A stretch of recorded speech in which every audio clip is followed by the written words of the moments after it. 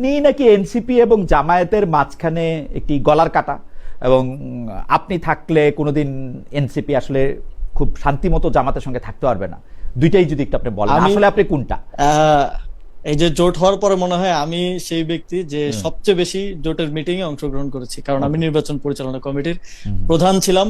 এবং আপনারা হয়তো দেখেছেন যে আমি যখন নির্বাচনী পদযাত্রায় গেলাম, আমরা অন্তত পক্ষে 20 জন জামাতের প্রার্থীর হাতে দাঁড়িপাল্লা তুলে দিয়েছি, তাদের জন্য ভোট চেয়ে এসেছি, তারা আমাদের জন্য ভোট চেয়েছেন, আমরা একসাথে নির্বাচনটা করেছি। কিন্তু এর মধ্যে আবার সারোয়ার তুষার কাহিনীও আছে। আপনি যখন এই পুরো ব্যাপারটা বুঝতে পারতেছেন, তখন আপনি সিদ্ধান্ত নিলেন যে আপনি আসলে ইলেকশন করবেন না, নাকি আপনি সিদ্ধান্ত নিলেন, কেউ কেউ বলে যে এনসিপি যে জামায়াতে ইসলামের সাথে জোট করলো সেই জন্য আপনি আসলে ইলেকশনে গেলেন না? অনেকে বলছিল যে আপনি চেষ্টা করছিলেন এনসিপি যাতে বিএনপির সাথে জোট করে, তো তাহলে আপনি ইলেকশনে যাবেন, এবং সেটাতে হেরে গিয়েই আপনি আসলে ইলেকশনে যান নাই। এই ব্যাপারটা নিয়ে একটু মন্তব্য করবেন? মানে এগুলি সবই কান কথা আর কি। আমার চেষ্টাটা ছিল এনসিপি যেন এনসিপির জন্য যেন এই যে জোটের প্রক্রিয়াটা, এনসিপি তো প্রথম দিক থেকেই বলছিল যে এনসিপি ওপেন, তারা বিএনপির সাথেও যেতে পারে, জামাতের সাথেও যেতে পারে। তো এনসিপির জন্য যেটা বেস্ট আউটকাম হবে সেটাই ছিল আমার ব্যক্তিগত অবস্থান। এবং ইদার ওয়ে আলোচনা হয়েছে, বিএনপির সাথেও এনসিপির আলোচনা হয়েছে, জামাতের সাথেও এনসিপির আলোচনা হয়েছে, এবং জামাতের সাথে আলোচনায় এনসিপির জন্য একটা বেস্ট আউটকাম এনসিপির লিডারশিপের আমাদের তখন মনে হয়েছে, তো জামাতের সাথে জোটটা হয়েছে। এবং রাজনীতিটাকে আমি একদম কাঠখোট্টা ভাবে, হয়তো আপনি আমাদের আরেকজন সহযোদ্ধার নাম নিলেন, অনেকে হয়তো একদম কাঠখোট্টা ভাবে শুধু আদর্শিক জায়গা থেকে দেখে, আমি রাজনীতিটাকে একই সাথে আদর্শিক জায়গা থেকেও দেখি, আবার প্র্যাকটিক্যাল জায়গা থেকেও দেখি। এবং আমি মনে করি যে এই জোট প্রক্রিয়াটা এনসিপির জন্য একটা প্র্যাকটিক্যাল ডিসিশন ছিল, এবং বোথ এনসিপির যে রাজনৈতিক অবস্থান, সমসাময়িক বিষয়ে, সংস্কারের বিষয়ে বলেন, গণভোটের বিষয়ে বলেন, সেই জায়গা থেকেও এনসিপির জন্য that was a good direction to go. NCP যদি আজকে বিএনপির সাথে থাকতো, তাহলে এনসিপির আসলে মুখ দেখানোর উপায় থাকতো না যে এই গণভোট এবং সংস্কার নিয়ে যা হচ্ছে। এনসিপি নারী নেতৃত্বের যারা গুরুত্বপূর্ণ, তাদের অনেকে আসলে মানে সোশ্যাল মিডিয়াতে বলেছিলেন, অনেকে একদম প্রকাশ্যে বলেছেন যে তারা আসলে এনসিপির সঙ্গে আর থাকতে চান না, জামাতের সঙ্গে থাকার জন্য। কিন্তু পরে আবার তারা তো নির্বাচনই করলেন না কেউ কেউ, কিন্তু পরে তারা আবার এনসিপিতে থাকছেনই, নেতৃত্বও দিচ্ছেন, এনসিপির একটা নারী দলও তৈরি হয়েছে। এবং আমি যেটা জানি, মানে কিছু কিছু ক্ষেত্রে তারা হয়তো বিবেচিতও হচ্ছেন যে জামায়াতে ইসলামের কোটায় বা এনসিপির কোটায় নারী সংসদ সদস্য হিসাবে যাওয়ার জন্য। এই পুরো ব্যাপারটা আপনি পরিচালনা করছেন বা আপনি এটা মেনটেন করছেন, ব্যাপারটা কি ঠিক? উল্টা দিকও আছে, আপনি নাকি এনসিপি এবং জামায়াতের মাঝখানে একটি গলার কাটা, এবং আপনি থাকলে কোনোদিন এনসিপি আসলে খুব শান্তিমতো জামাতের সঙ্গে থাকতে পারবে না। দুইটাই যদি একটু আপনি বলেন, আসলে আপনি কোনটা? এই যে জোট হওয়ার পরে মনে হয় আমি সেই ব্যক্তি যে সবচেয়ে বেশি জোটের মিটিং এ অংশগ্রহণ করেছি, কারণ আমি নির্বাচন পরিচালনা কমিটির প্রধান ছিলাম। এবং আপনারা হয়তো দেখেছেন যে আমি যখন নির্বাচনী পদযাত্রায় গেলাম, আমরা অন্তত পক্ষে 20 জন জামাতের প্রার্থীর হাতে দাঁড়িপাল্লা তুলে দিয়েছি, তাদের জন্য ভোট চেয়ে এসেছি, তারা আমাদের জন্য ভোট চেয়েছেন, আমরা একসাথে নির্বাচনটা করেছি। কিন্তু এর মধ্যে আবার সারোয়ার তুষার কাহিনীও আছে, যে সারোয়ার তুষার আপনাদের একজন গুরুত্বপূর্ণ নেতা। আমাদের দুইটা আসনে এরকম জোটের ইকুয়েশনটা ওয়ার্ক করে নাই শেষ পর্যন্ত, কোঅর্ডিনেশনটা, সমন্বয়টা হয়ে ওঠে নাই। এবং আমাদের দলের মধ্যে যেটা বললেন যে অনেকের আমাদের যখন জোট প্রক্রিয়াটা হয় তখন এটা খুব খুব হেস্টি ওয়েতে হয়, খুব দ্রুত তার সাথে হয়, ফলে দলের বিভিন্ন ফোরামে একদম প্রপারলি আলোচনা করে দীর্ঘ সময় নিয়ে ফিডব্যাক গুলো নিয়ে সবাইকে ঐক্যমত্যে এনে জোট করার যেই সময় বা লেভারেজটা, এটা দলের নেতৃবৃন্দ সে সময় পায়নি। ফলে কমিউনিকেশন গ্যাপ তৈরি হয়েছিল। এবং এই জোটের ভবিষ্যৎ কি, এনসিপির কি স্বতন্ত্র রাজনীতিটা থাকবে কি থাকবে না, এই সব কিছু নিয়ে এক ধরনের গ্যাপ এবং এক ধরনের ভুল বোঝাবুঝি সে সময়টাতে ছিল।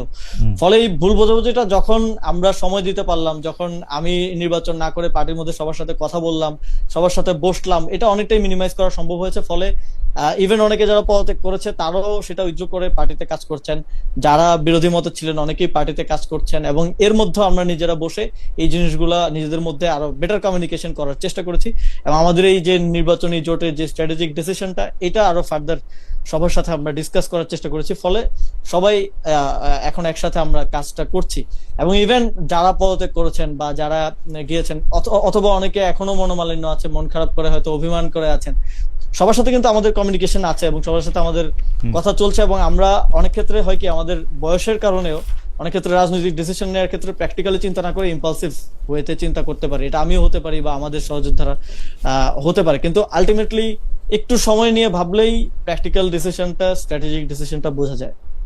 ওকে, আপনি এমপি পদের নির্বাচনে অংশ নেন নাই, এই সিরিজেরই এটা প্রশ্ন আর কি, কিন্তু সবশেষে এনসিপি ঢাকা দক্ষিণ ঢাকা সিটি কর্পোরেশনের আপনাকে মানে মেয়র প্রার্থী হিসাবে এনসিপি একরকম ঘোষণাই করছে, মানে আপনিও তো এই ঘোষণার একটা পার্ট, কিন্তু এইবার তো জামায়াতে ইসলামী আপনাদের সাথে না থেকে আরেকজন নিশ্চয়ই প্রার্থী দিবেন যদি তারা নির্বাচনে অংশগ্রহণ করেন, তো সেই ক্ষেত্রে জামাত এবং এনসিপির মধ্যে একটা বড় দূরত্ব তৈরি হবে কিনা আপনি কি মনে করেন, নাকি এটা নিয়ে জোটের মধ্যে আপনার আলোচনা হয়েছে কিনা?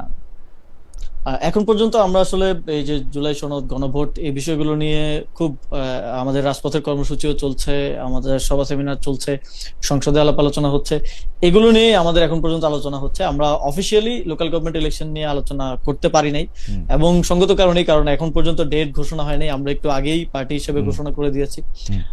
এখন কারণ নির্বাচনের ডেট ঘোষণা হলে কিংবা কাছাকাছি একটা সময় আসলে হয়তো এই বিষয়ে আমরা ফাইনাল আলোচনা করতে পারবো। তবে এখন পর্যন্ত এনসিপি এককভাবেই স্থানীয় সরকার নির্বাচনে অংশগ্রহণ করার প্রস্তুতি নিচ্ছে।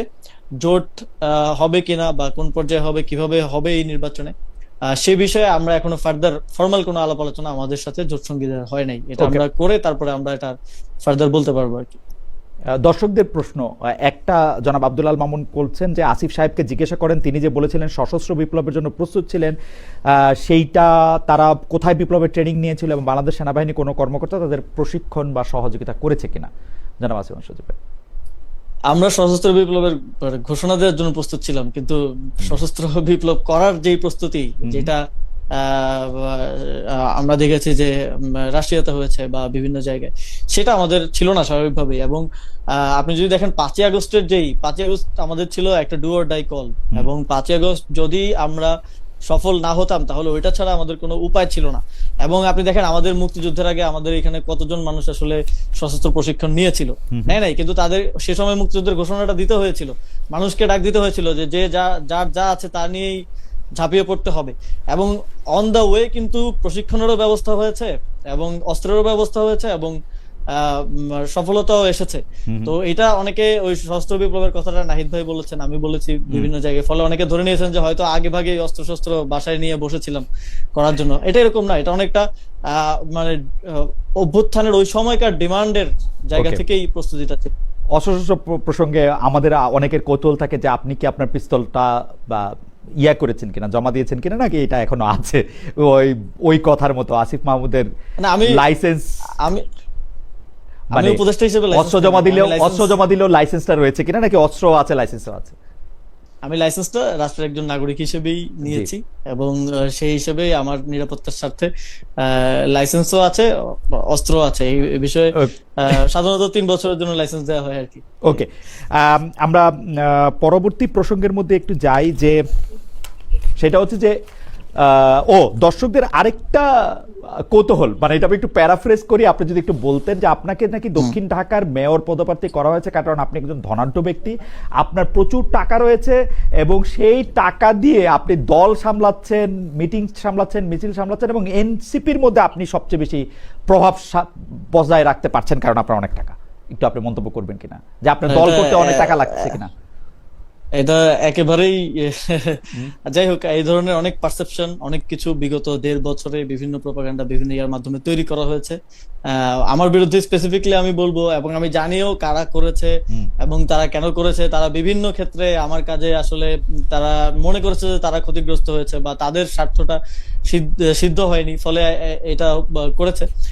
তো বাট আমরা আমাদের দলের জায়গা থেকে এখন পর্যন্ত আমরা ক্রাউড ফান্ডিং দিয়ে চলি। আমরা গতকালকে একটা বৈশাখের প্রোগ্রাম করেছি, 10 জনকে ফোন দিছি যে ভাই কেউ 20,000, কেউ 15,000, কেউ 50,000 করে যার যার সাধ্য মতো টাকা দিয়ে আমরা এই খুবই কম অ্যামাউন্টে 1.5-2 লাখ টাকা দিয়ে একটা পহেলা বৈশাখের প্রোগ্রাম করেছি। তো এটা হচ্ছে রিয়েলিটি, যারা আমাদের সাথে আছে, আমাদের সাথে কাজ করছে, তারা আমাদের এই লিভিং রিয়েলিটিটা আসলে বুঝতে পারে। বাট ওভারঅল একটা পারসেপশন, নেগেটিভ পারসেপশন এটা তো তৈরি করা হয়েছে, দ্যাট ইজ ট্রু। এই নেগেটিভ পারসেপশনের মধ্যে আপনার কাছে কিছু মনে হয় যে, যেমন ধরেন, মানে আমার কোথায় মনে হয় যে এই পারসেপশনটার ব্যাপারে আপনাদের আরেকটু, বিশেষ করে আপনার আরেকটু পরিষ্কার করা উচিত, কারণ একই সাথে নাহিদ ইসলাম ছিলেন উপদেষ্টা, মাহফুজ আলম ছিলেন উপদেষ্টা। নাহিদ ইসলাম সাহেব আর আপনার এখন একই দল হলে মাহফুজ আলম সাহেব আলাদা হচ্ছেন। তিনি বিভিন্ন সময়, এটা ডয়েচে ভেলেতে ইন্টারভিউ দেওয়ার সময়, ফেসবুকে স্ট্যাটাস দেওয়ার সময়, বিভিন্ন সময় তিনি আসলে এই বাটোয়ারা রাজনীতি, এত অল্প দামে বেচনা, এই সেই, এগুলি নানা ধরনের কথা আমরা তার মুখে শুনেছি। আপনার কাছে কি মনে হয় আরেকটু কি পরিষ্কার করা উচিত যে ধরেন আমি আজকে আপনার ইন্টারভিউ করব, আমাকে অন্তত 10 জন একটা মেসেজ পাঠিয়েছে, আসিফ মাহমুদ সজীব ভুঁইয়াকে আপনাকে জিজ্ঞেস করতেই হবে উনি আমিরাতে টাকা ক্রিপ্টোকারেন্সি করে পাঠিয়েছেন কিনা। এই যে পারসেপশন, এবং আপনি আসলে শত শত সিদ্ধান্ত নিয়েছেন, যাদের আপনার পছন্দ তাদের ব্যাপারে আপনি সিদ্ধান্ত নিয়েছেন, স্থানীয় সরকার ও ওই মন্ত্রণালয় থেকে, বিসিবির প্রসঙ্গে আমি একটু পরে আসছি, এগুলি থেকে আপনি সিদ্ধান্ত নিয়েছেন এবং আপনার দলের লোকজন আজকে ভোর রাতে আপনাদের দল থেকে বের হয়ে যাওয়া একজন, মানে উনি তো আসলে হয়তো আমেরিকার টাইমটা জানেন না, উনি আমাকে ফোন করছেন শুধু এটা বলার জন্য যে আপনি কত টাকা কত জায়গা থেকে নিয়েছেন এবং কিভাবে ইচ্ছা মতো যাকে ইচ্ছা তাকে দিয়েছেন, যাকে ইচ্ছা তাকে দেন নাই। আপনি কি এই ব্যাপারটা আর একটু পরিষ্কার করতে পারেন কোনোভাবে? মানে আমি জানি আপনি এটা অনেকবার বলছেন, আবার একটু বলবেন কিনা? না, আমি আমার দায়িত্বের সময় সর্বোচ্চ দায়িত্বশীলতার সাথে এবং সততার সাথে কাজ করার চেষ্টা করেছি। দেখেন, অনেক অভিযোগ, অনেক অ্যামাউন্ট বলতে বলতে একেবারে $10 বিলিয়ন পর্যন্ত বলা হয়ে গেছে। ওইটা 100 কোটি থেকে শুরু হয়েছিল, এখন 1,20,000 কোটিতে চলে গেছে। বাংলাদেশের বাজেটের কাছাকাছি চলে যাবে কিছুদিন পরে হয়তো। কিন্তু দেখেন, একটা স্পেসিফিক, এই যে আপনি তো বললেন যে অনেক সিদ্ধান্ত নিয়েছি, অনেকগুলো কাজ করেছি, স্পেসিফিক তো বলতে হবে যে এই কাজটা আসিফ মাহমুদ করে এই জনকে আনডিউ কোনো সুবিধা দিয়েছে এবং তার বিপরীতে সে টাকা নিয়েছে, এরকম স্পেসিফিক একটা অভিযোগ অন্তত টাকা না নিলেও এইটা কি সত্য যে আপনি হাসনাত আব্দুল্লাহর, মানে আমি হাসনাত আব্দুল্লাহ আমার খুব প্রিয়, আপনিও খুব প্রিয়, এইটা কি সত্য হাসনাত আব্দুল্লাহর এলাকায় আপনি বেশি কাজ করিয়েছেন যাতে হাসনাত আব্দুল্লাহ বেশি জনপ্রিয় হন? কাজ, ওই যে একটা প্রজেক্টের বিষয়ে বলছেন যে প্রজেক্টের বরাদ্দের বিষয়ে, আরো 2-3টা ঠেকায় রেখে ওকে দিয়ে দিবেন, এরকম কি করছেন? না, ওই প্রজেক্ট কিন্তু পাসই হয় নাই। মানে এই যে একটা পারসেপশন যে হাসনাত আব্দুল্লাহ আসনে 300 কোটি টাকার কাজ হয়েছে, ফলে সে এমপি হয়েছে, অথচ ওই প্রজেক্ট পাসই হয় নাই। কাজ হওয়া তো অনেক দূরের কথা, লোকাল গভর্নমেন্টের প্রজেক্ট গুলো পাস হওয়ার পরেও কাজ মাঠে নামতে অ্যাটলিস্ট 3-4 বছর 5 বছর লেগে যায় বাস্তবায়ন হইতে। তো এটা ওই প্রজেক্ট এখনো তো পাসই হয় নাই। যদি পাস হয়ও তাহলে স্টিল এটার কাজ হইতে হইতে ওই সবগুলো উদ্বোধন করবে বিএনপি নেতারা আর কি। তো সুবিধাটা কি তাহলে উদ্বোধন করো, হাসনাত বলতে পারলো যে আসিফ আমাকে এটি অলরেডি দিয়ে দিয়েছে, তো সেজন্য একটু না, ওই প্রজেক্ট পাস হয় নাই তো। এবং ওইটা দেখেন নিউজটা কিভাবে করা হয়েছে, আমি ফ্রেমিংটা একটু আপনাকে বুঝাই যদি স্পেসিফিক এটা কি আমরা কেস হিসেবে নেই।